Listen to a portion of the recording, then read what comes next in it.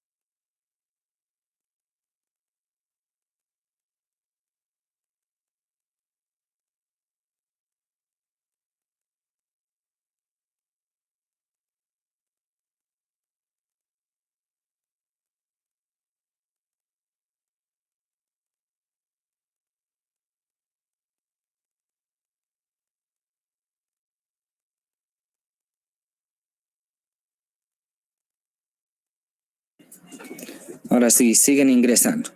Entonces, indicábamos que teníamos ese fenómeno de recambio del sector anterior. Incluso hablábamos de que existe un diastema, que es normal el observar un diastema interincisivo, producto de esa vía de erupción, ¿no? Que tienen las piezas permanentes, los incisivos centrales, donde al erupcionar van a presentar un diastema. Sin embargo, ¿cómo se va a ir resolviendo ese diastema? Y eso es importante aclararlo. ¿Se mira mi pantalla, muchachos? Sí, doctor. Ya. Entonces, tenemos acá, vamos a dibujar. Tenemos a los incisivos centrales superiores, sus raíces en formación.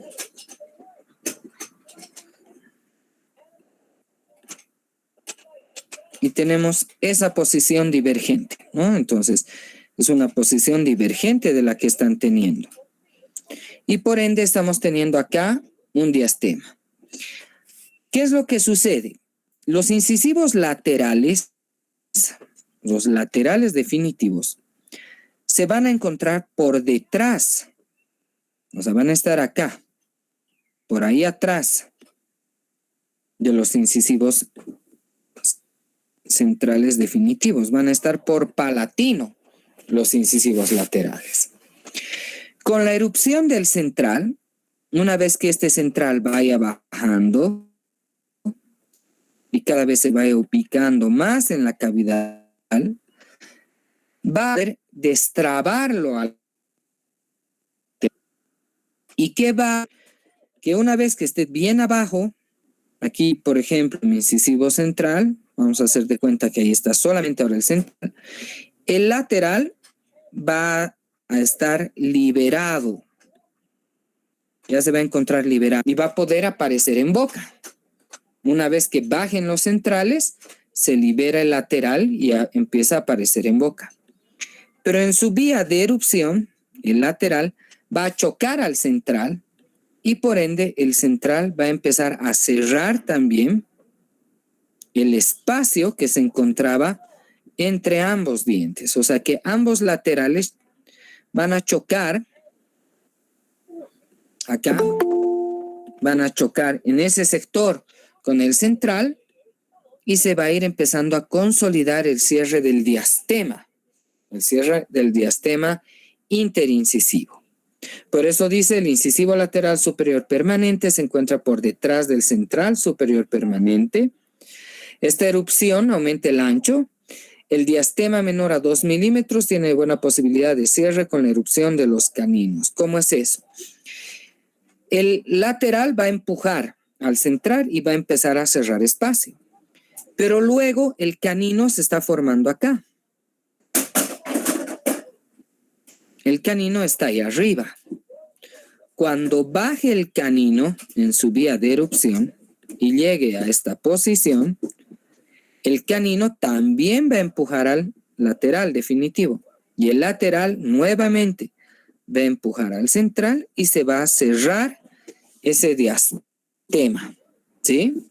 Así se da el cierre de este tipo de diastema fisiológico. O sea que acá, como ya está apareciendo cada vez más en boca, fíjense dónde está apareciendo aquí el lateral. Ahí atrás. Ahí está el lateral. Está por palatino.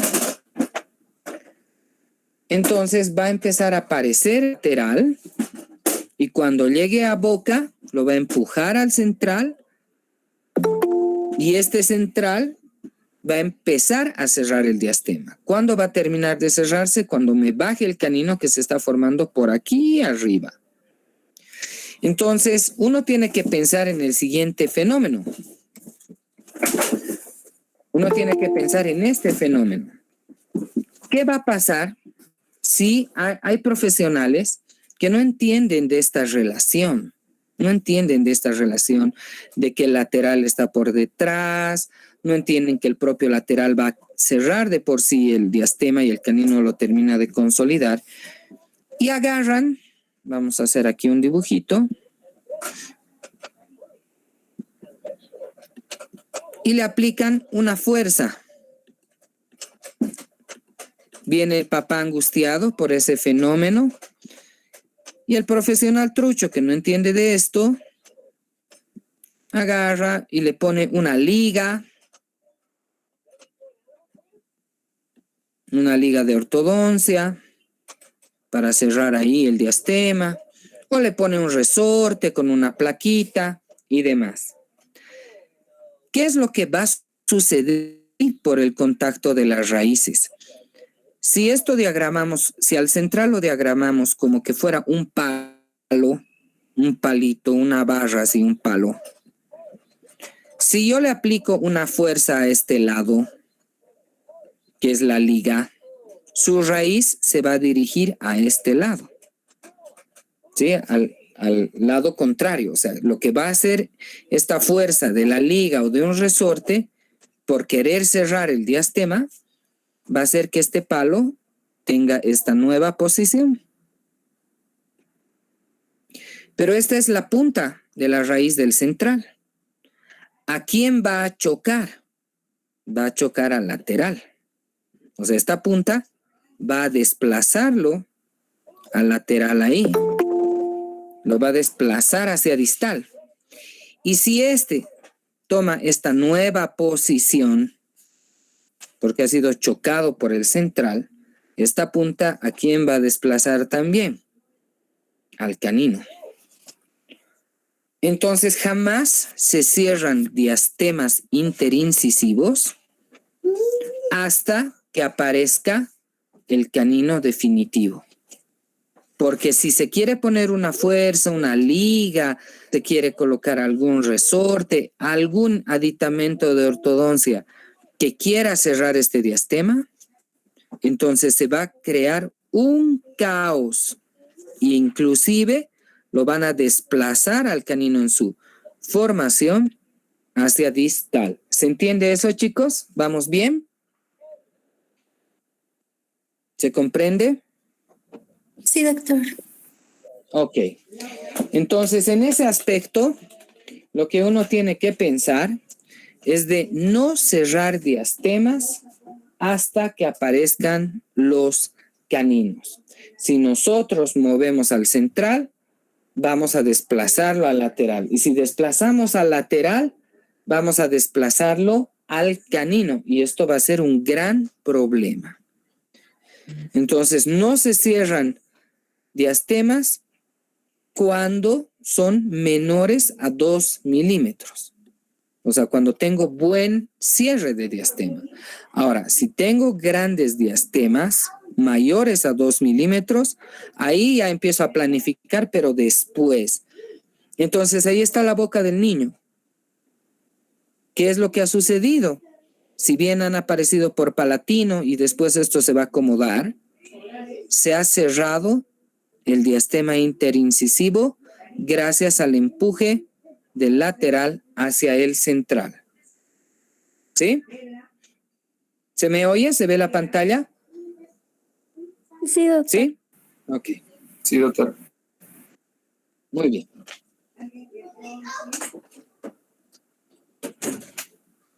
Ahora, todo eso se ha dado entre los 6 a los 8 años de edad. O sea, entre los 6 y 8 años de edad ya está consolidado todo el sector anterior del arco.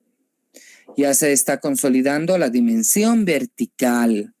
Se está formando la guía incisiva. Se está formando el overjet y el overbite de los definitivos, o sea, esa relación de los centrales. Y se está consolidando la dimensión vertical con la oclusión de los primeros molares. Todo eso es la etapa de dentición mixta, primera fase o primer periodo de recambio. Pero a partir de los 9 años de edad en las niñas, 10 años y medio, 11 en los varones, porque siempre es después, es más tardía la erupción en los varones, se va a dar la dentición mixta segunda fase o segunda etapa de recambio. Y aquí hay que pensar en la secuencia de erupción. Cuando uno habla de secuencia, es el orden, en qué orden aparecen los dientes. Eso es secuencia de erupción. Y cronología de erupción es a qué edad erupcionan. O sea, son dos cosas. Una es el orden de aparición y otra cosa es la edad en que aparecen los dientes. Y la secuencia de erupción en el maxilar superior ya también son en el sector lateral de recambio, ¿sí? Va a ser el primer premolar, el segundo premolar, el canino y por último el segundo molar. Sí, esa es la secuencia de recambio, el orden en que se va a recambiar. Va a aparecer primero el primer premolar, el segundo premolar, el canino y al final el segundo molar. En cambio, en la mandíbula es distinto. En la mandíbula el recambio va a ser del canino, va a aparecer primero el canino definitivo, luego el primer premolar, el segundo premolar y el segundo molar. Entonces, si yo dibujo una secuencia de erupción, va a ser de la siguiente manera.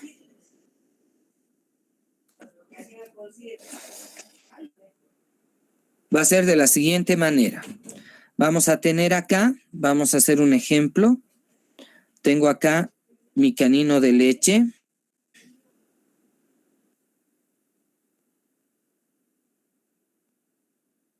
Primero,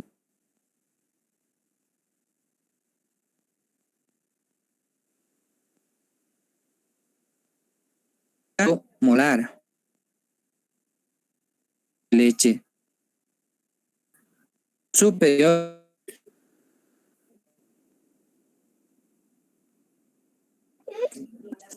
y tener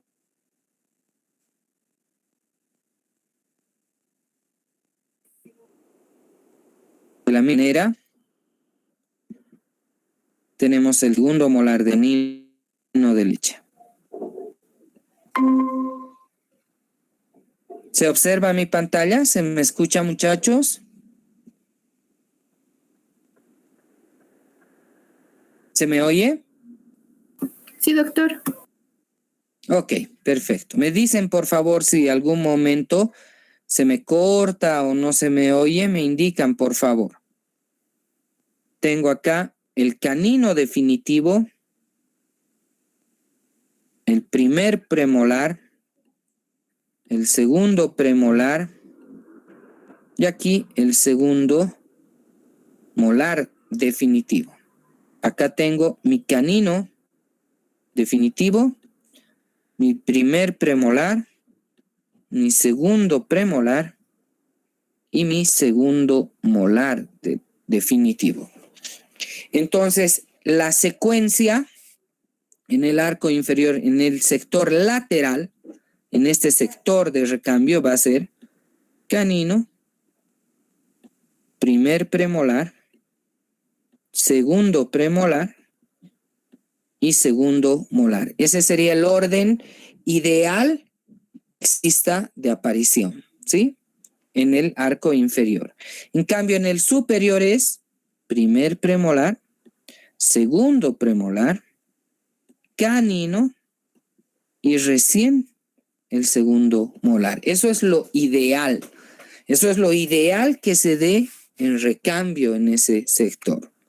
¿Por qué? ¿Qué pasaría? A ver, analicen muchachos y me van a decir. ¿Qué pasaría si la secuencia fuera así?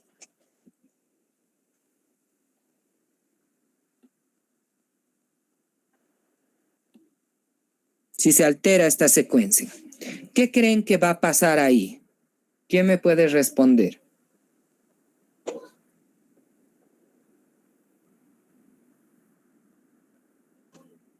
¿Qué pasa si se altera esa secuencia, chicos? Donde primero sale el primer premolar, luego el segundo premolar, aparece antes que el canino el segundo molar definitivo. ¿Qué va a suceder ahí, muchachos?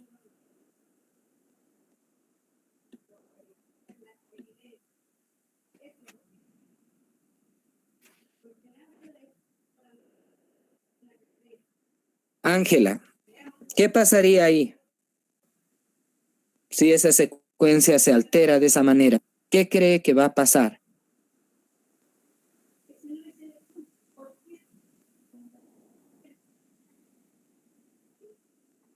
Américo.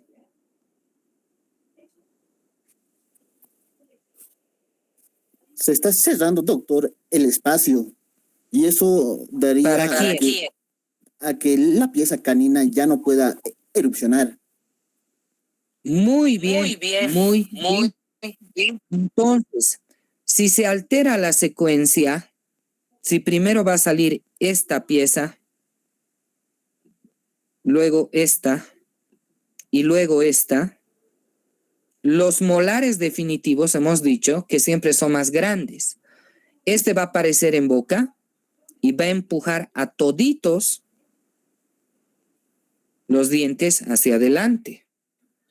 Y al empujar hacia adelante, va a quitarle el espacio, como dijo Américo, al canino. Lo mismo pasaría acá. Si se da este fenómeno de que erupcione primer premolar, segundo premolar y molar, lo mismo va a suceder quitando el espacio al canino. Entonces uno tiene que analizar en la boca qué es lo que está sucediendo, en qué orden están apareciendo los dientes, para ver si va a haber falta o no, inclusive de espacio, para la erupción del resto de los dientes. Entonces, lo ideal es que en el recambio de las piezas se den estos órdenes. Ahí. Ese es el orden que debería darse de aparición. Y lo mismo aquí.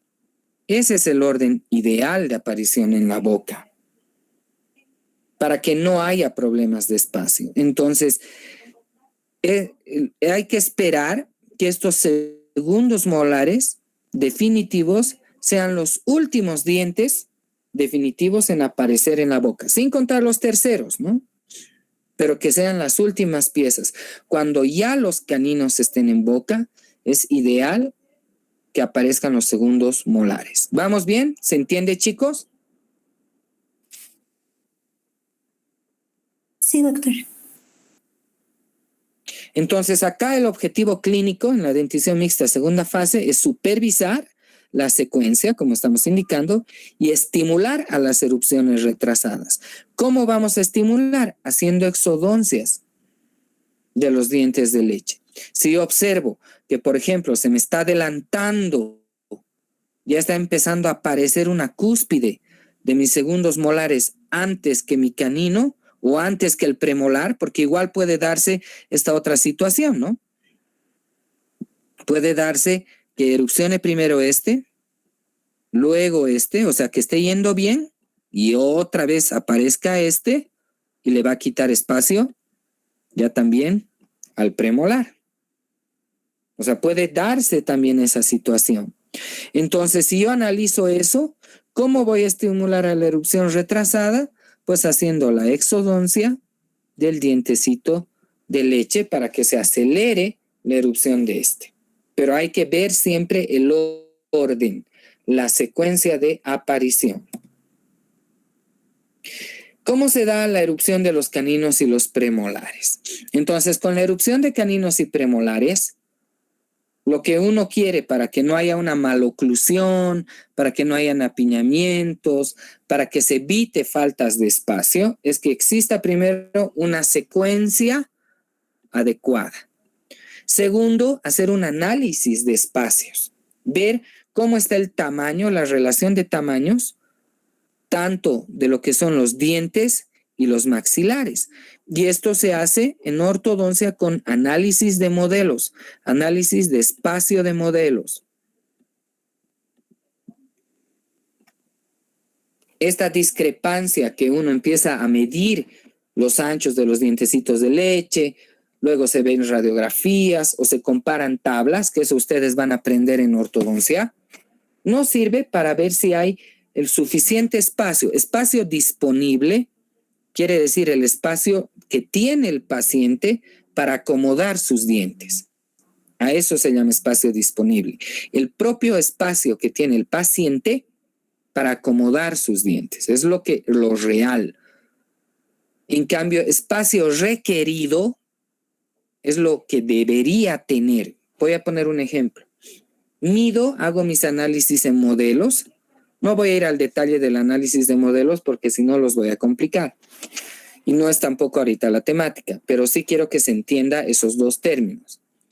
Voy a hacer mi análisis de modelos y me va a decir que para que se acomoden caninos y premolares, por ejemplo, el paciente tiene 30 milímetros, digamos, ¿sí? De resultado. Pero cuando uno compara con tablas, porque uno utiliza tablas de espacio necesario, o sea, es lo que todas las personas deberían tener, me dice que lo ideal sería 33 milímetros, digamos. Entonces, si el paciente tiene 30, ese es su espacio del propio paciente, el espacio disponible. Mi paciente tiene un X espacio, que es propio del paciente. Pero lo que necesita es mayor. Entonces, este análisis me dice que este paciente va a tener apiñamiento. Y así se hacen análisis en modelos, se hace análisis en panorámicas, se hace análisis en modelo y radiografías, por ejemplo, combinados, para determinar si va a tener o no espacio el paciente. Y también otro punto fundamental que va a hacer que haya armonía en el arco es cómo está la llave de Angle del primer molar permanente. Si es clase 1, si es clase 2 o si es clase 3, que eso vamos a ver más adelante cuando ya se consolida la fórmula definitiva. Entonces hay tres puntos fundamentales para evitar apiñamientos de caninos y premolares. 1, la secuencia, que ya hemos visto el orden. 2, el análisis de si tiene o no espacios el paciente. Y 3, cómo está la llave de Angle, si es clase 1, 2 o 3. En ese sentido, entonces uno sabe que existe el espacio libre de Nancy, que es lo que ustedes han visto con la doctora Carla en la fórmula de leche. ¿Qué es el espacio libre de Nance o Liouville Space? El espacio libre de Nance, dice, es la diferencia o discrepancia, dice, en la suma de anchos mesiodistales de los deciduos en relación a los mesiodistales de los permanentes. ¿Cómo es eso? Entonces, uno suma el ancho mesiodistal del canino, uno suma el ancho mesiodistal del primer molar, uno suma el ancho mesiodistal del segundo molar, ¿no? Entonces, esta sumatoria de todas estas piezas, por ejemplo, me da X. Y luego, uno suma en la radiografía, en la panorámica, el ancho del canino, el ancho del premolar y del segundo premolar. Y me da esta sumatoria, ¿no? Ahí. Entonces, si yo sumo este X y yo tengo el resultado de esta otra sumatoria, aquí se nota que hay una diferencia. Ahí. Ahí. Si yo sumo los anchos mesiodistales de los de leche, siempre deberían ser mayores, o sea, esta sumatoria debería ser mayor a la de los definitivos. Para que esa resta, pónganle que yo sumo esto y me da 25 milímetros. Esto me da 25 milímetros. Y sumo del canino y los premolares definitivos y me da 23 milímetros. 25 menos 23 me da una diferencia de 2.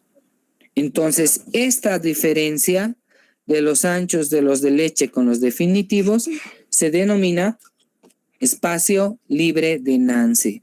Y es el que posibilita, es el que nos da la posibilidad de que se acomoden bien caninos y premolares definitivos en la boca. Que eso ya lo han visto con la doctora Carla Miranda, ¿no? Entonces, a eso se refería con que uno de los puntos importantes, aparte del orden, es también ver esa diferencia. ¿Cómo erupciona el canino inferior? El canino inferior no tiene mayor problema, es el primero que tiene que aparecer, pero se encuentra inclusive a la altura de los primeros premolares o en una posición más adelantada. ¿Cómo es eso? Si yo veo en el arco, o sea, viendo desde arriba, acá tengo mi canino y aquí están mis premolares formándose. O sea, está en una posición más adelantada. A eso se refiere, que está en una posición más adelantada que los premolares. Pero erupciona sin mayor problema cuando la secuencia, el orden de aparición es ideal. Si hay una falta de espacio, lo que va a producir el canino es la reabsorción no solamente de la raíz del canino de leche, sino también puede reabsorber la raíz mesial del primer molar temporario, como estamos viendo ahí. Porque como es más anchito, ¿no?, que el canino de leche, va a buscar su vía de erupción. Y si realmente no existe espacio, vamos a ver en una radiografía, por ejemplo, que la raíz mesial del primer molar de leche está más reabsorbida que la otra. Ese es un indicativo de falta de espacio. Los premolares inferiores no tienen mucho problema en su erupción, salvo que venga, por ejemplo, una infección en el diente de leche. Me venga una infección, aquí un absceso, por ejemplo, aquí, o un absceso ahí, y entonces sus raíces de las muelitas de leche, vamos a dibujar, tengo mi muelita de leche y resulta que se está reabsorbiendo así. O sea, tengo una raíz más corta que la otra. Esto se llama rizólisis atípicas, producto de un absceso, de una fístula. Entonces, ¿qué va a pasar? Que el premolar que se estaba formando acá ya no va a tener como la pared de la raicita para salir rectito, sino que va a empezar a buscar la vía más fácil de erupción y va a rotar. Por eso dice, el primer premolar inferior puede sufrir rotación si hay reabsorción radicular atípica del predecesor. Y lo mismo puede pasar en el segundo premolar. O sea, si hay una reabsorción por un absceso, por una fístula, por algo, entonces los premolares pueden rotar.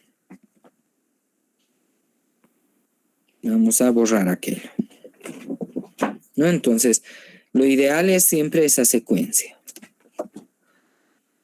El segundo premolar inferior dice, no tiene problemas de espacio, si hay una mesialización del primer molar permanente, si se ha perdido prematuramente el segundo molar de leche, lo que habíamos hablado en la anterior clase, ahí sí no va a tener posibilidad de espacio. Inclusive hemos hablado en la anterior clase del mantenedor zapata distal, que es importante justo para evitar este problema en la erupción de los segundos premolares. Los superiores erupcionan más fácil que los inferiores, como se observa acá en esta boca. Acá hay muy buena secuencia, ¿no?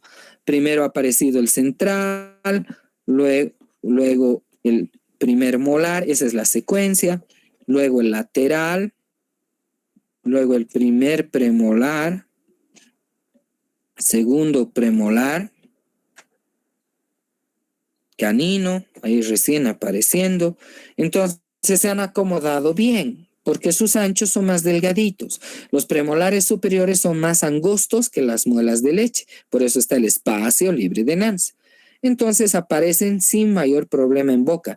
Y aquí recién, fíjense, está apareciendo el segundo molar definitivo. Entonces este niño tiene muy buena secuencia de erupción. Está apareciendo en muy buen orden. No hay mayor problema en la erupción de los premolares. El que más problema tiene es el canino superior. Es el que tiene una vía de erupción más ectópica, le sale al niño como colmillos, sale muy arriba, le sale fuera. O sea, es la pieza que más problema tiene. ¿Y por qué tiene tanto problema? Porque se forma desde aquí arriba. O sea, aquí arriba, en el ángulo naso-orbitario, es su origen del canino, ahí arriba.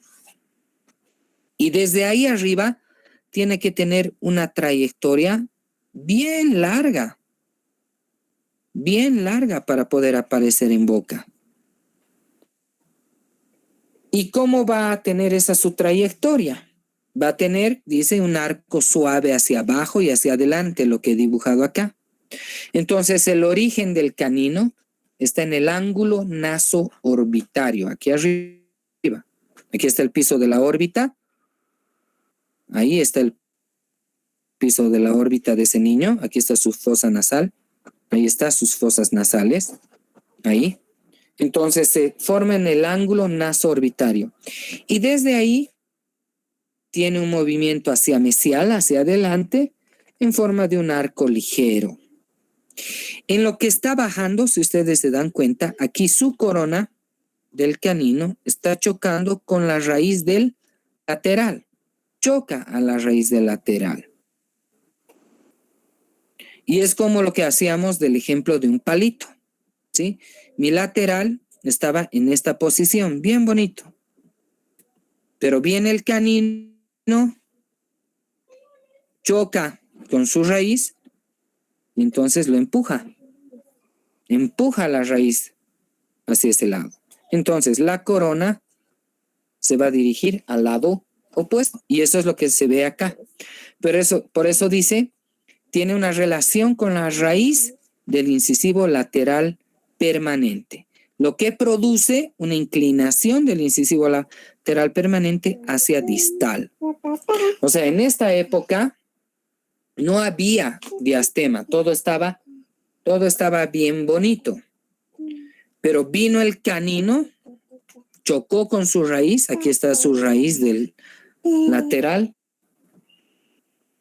aquí tocó con la raíz del lateral, la empujó hacia este lado y la corona se desplazó a distal. Entonces la mamá viene y dice, doctor, estaba bien bonitos sus dientes, bien alineados. Y ahora no sé qué ha pasado, pero el lateral de mi hijo se ha abierto, se ha separado del central. Entonces, si se ve este fenómeno, si se observa este fenómeno, quiere decir que está bajando el canino y que por este choque que ha tenido de su corona con su raíz, se ha desplazado al lateral. Y esa es buena vía de erupción. O sea, hay dos fenómenos que te dicen que está yendo bien la trayectoria del canino. Uno, la distalización del incisivo lateral permanente. Y otro, que como está bajándome, está reabsorbiendo harto la raíz del canino de leche. Ahí está el caninito de leche. Y el canino de leche empieza a tener un grado de movilidad 2 a 3. O sea, ya a partir de los 9 años de edad, lo ideal es que el canino superior de leche empiece a tener mucha movilidad, por lo que está bajando el canino. Entonces, esos dos datos clínicos, distalización del lateral más movilidad del canino de leche. Entonces aquí vamos a anotar distalización del lateral más movilidad grado 2 a 3, o sea, bien móvil, que ya esté empezando a bailar el canino superior temporario. Estos dos datos me indican buena vía de erupción del canino definitivo. Esos dos datos me dicen que está bajando bien el canino. Dato de buena vía de erupción, movilidad del canino, lo que hemos indicado entre los 9 a 10 años. ¿Qué nos dice Moyers respecto a cómo aparecen los dientes en la boca? Moyers nos dice que los primeros molares permanentes definitivos con un 35, porque aquí dice desarrollo radicular en porcentaje y su aparición en la boca, en la cresta alveolar, o sea que ya pueden aparecer en boca. Nos dice que los primeros molares definitivos pueden aparecer en la boca con un 35 a 40% de su raíz. Los caninos tienen que tener más formación de raíz para poder aparecer en la boca, 70%. Los premolares hasta la mitad de su raíz ya pueden erupcionar. Y los segundos molares con menos todavía de su raíz, 25 a 30% de formación radicular, ya un segundo molar definitivo puede hacer erupción. Entonces uno cuando mira en las panorámicas en la edad de 9, 10 años, lo que uno también analiza es cuánto de formación radicular tienen. Cuánto se está formando la raíz de los caninos, cuánto se está formando la raíz de los premolares, cuánto se está formando la raíz del segundo molar, para que uno más o menos calcule y diga, no, mis premolares ya tienen más del 50% de la formación de la raíz. Si siguen, los de leche los pueden retener o pueden rotar por lo que hemos visto. Entonces ya no vale la pena tenerlo a ese molar de leche en boca, hay que extraerlo, porque si no estos premolares van a rotar, van a salir de otra forma. Lo mismo se va analizando con cada pieza. Los segundos molares permanentes, los últimos en aparecer, van a erupcionar a los 12 años y van a estar con la misma vía de erupción que los definitivos. Movimiento pendular para el superior, solamente mesialización y verticalización para el inferior. Son los mismos movimientos que han tenido los primeros molares definitivos. Llegan los 12, 14 años y se consolida la fórmula definitiva. Ya no tenemos dientes de leche. ¿Y qué se va a formar? Características van a empezar a tener esa dentición mixta. Se va a empezar a consolidar lo que es la curva de Wilson. La curva de Wilson son las curvas de las inclinaciones axiales de los dientes. Perdón, la curva de Spee es la inclinación axial y la curva de Wilson es la inclinación longitudinal. Cómo están inclinados los dientes viendo de frente. Esa es la curva de Wilson. Y cómo están inclinados viendo lateralmente, la curva de Spee. Entonces, los dientes de leche no tienen curva de Spee ni curva de Wilson. Es en la fórmula definitiva donde se dan estos dos fenómenos. Luego se establece la llave de Angle. La llave de Angle se define como la cúspide mesiovestibular. Ahí está, la cúspide mesiovestibular del primer molar superior que entra en relación con el surco, ahí está, mesiovestibular del primer molar inferior. Ahí es una llave de Angle clase 1. La cúspide mesiovestibular del primer molar superior definitivo en contacto con el surco mesiovestibular del primer molar inferior definitivo. Y a eso se llama una llave de Angle clase 1. ¿Qué es una clase 2? Cuando el primer molar inferior se dirige hacia atrás, hacia distal. Cuando está distalizado del superior. A eso se llama una clase 2. Y cuando se adelanta el primer molar inferior, se denomina una clase 3. Entonces tenemos acá clase 1, cúspide mesiovestibular, en relación con el surco mesiovestibular del inferior. Eso es clase 1. Si el primero inferior se va hacia atrás, se distaliza, el inferior se llama clase 2. Y cuando el primer molar inferior se adelanta, se denomina clase 3. Entonces uno analiza eso en el arco. Luego observamos el overjet y el overbite. El overbite es el entrecruzamiento vertical. ¿Qué es eso? Si yo tengo mi central acá, viendo de frente, el overbite es el que me define cuánto me está cubriendo al inferior. Ese es el overbite. ¿Sí? El entrecruzamiento vertical. ¿Cuánto está cubriéndome el superior al inferior?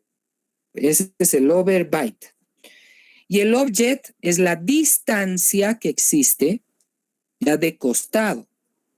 Es la distancia que existe entre la cara vestibular, tengo ahí mi inferior, la distancia que existe entre la cara vestibular del inferior y la cara vestibular del superior. Esa distancia horizontal, a esa se denomina overjet. Este es el overjet y este es el overbite. El overbite es el vertical y el overjet es el horizontal. Entonces, si empezamos a ver acá, esta relación es ideal en overjet y overbite. ¿Cuánto tiene que tener esta relación de overjet y overbite? Hasta 2,5 milímetros. Ese es un buen parámetro. O sea, que cubra tanto verticalmente como horizontalmente 2,5 milímetros. Y ese es buen parámetro de overjet y de overbite. Acá estaríamos viendo que está alterado y se llama vis a vis. Estamos con una relación vis a vis, borde a borde. Entonces, los rangos son 0. 0 porque no está ni cubriendo vertical, no está ni cubriendo horizontal y están chocando vis a vis, borde con borde. Entonces, su relación es 0.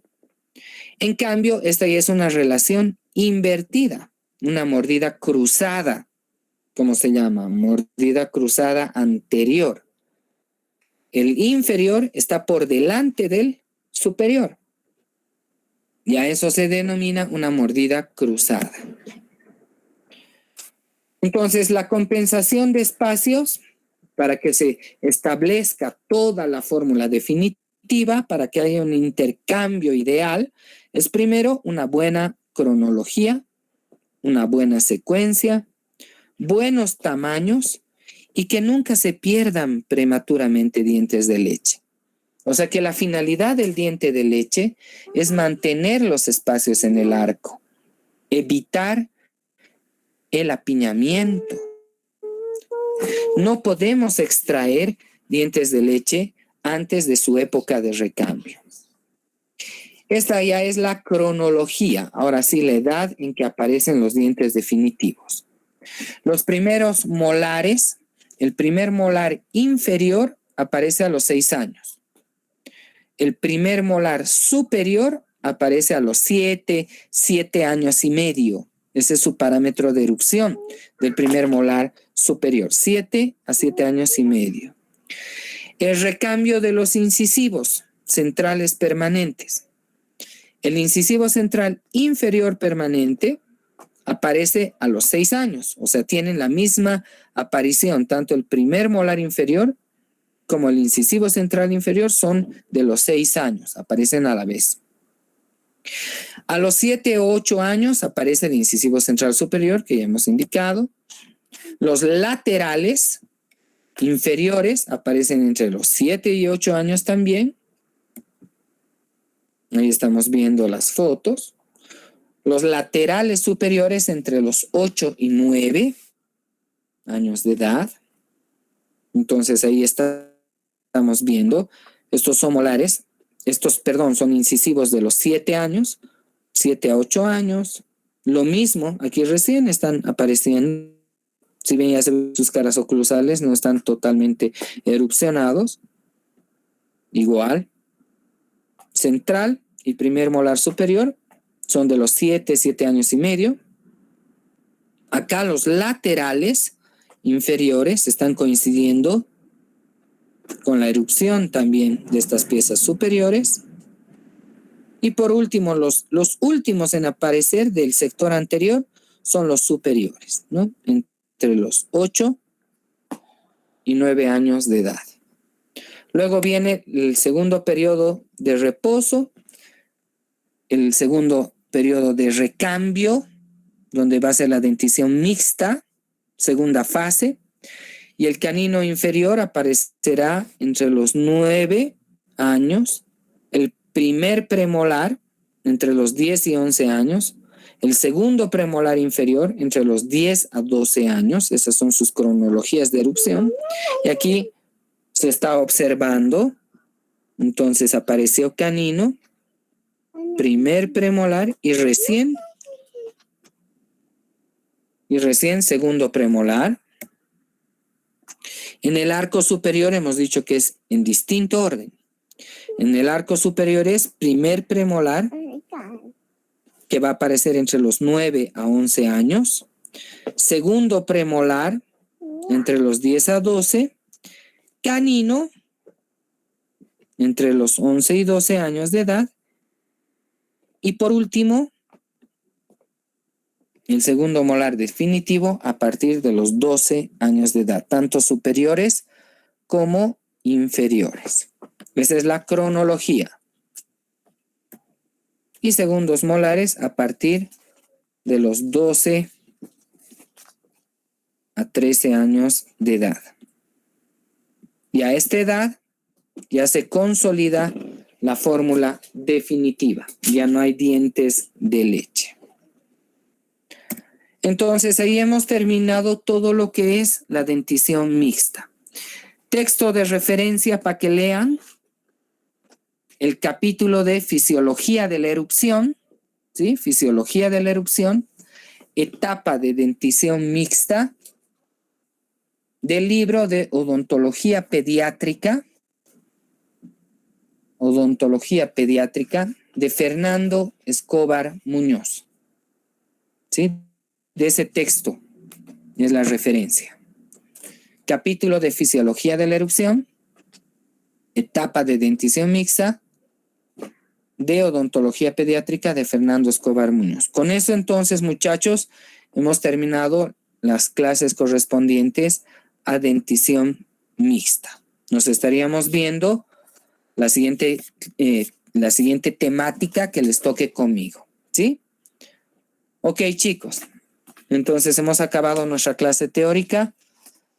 Nos vemos la siguiente clase de temática que les toque conmigo.